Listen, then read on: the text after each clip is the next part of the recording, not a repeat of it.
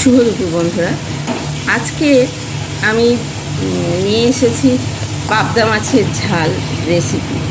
তো পাবদা মাছের ঝালে সর্ষের তেলের মধ্যে কালো জিরে ফোড়ন দিয়ে আর পেঁয়াজ আর টমেটো ওটাকে গ্রেট করে নিয়ে আমি কষাচ্ছি তেলের মধ্যে।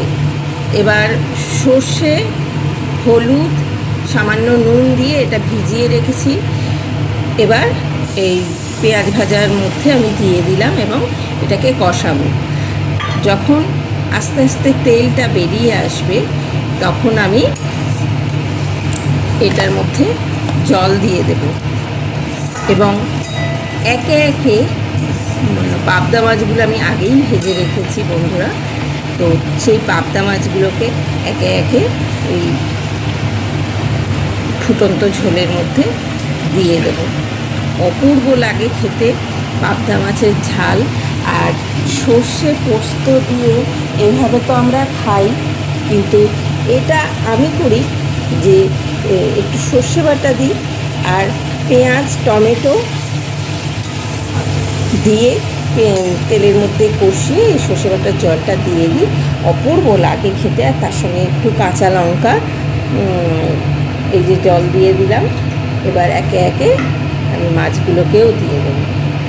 তো বন্ধুরা, তোমরা কে কে এইভাবে পাবদা মাছের ঝাল করো, কারা করো? আর আমার রেসিপিটা যদি তোমাদের ভালো লাগে তাহলে অবশ্যই কিন্তু আমাকে সাবস্ক্রাইব করবে আর লাইক করবে, কমেন্ট করবে, কেমন লাগলো সেটা বলবে। তোমরা কিভাবে খাও সেটাও কিন্তু কমেন্ট করতে পারো।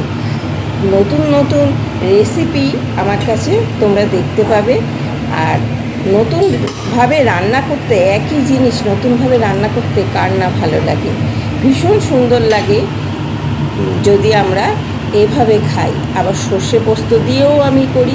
সর্ষে পোস্ত দিয়ে এইভাবেই ঝালটা করি, অপূর্ব লাগে খেতে।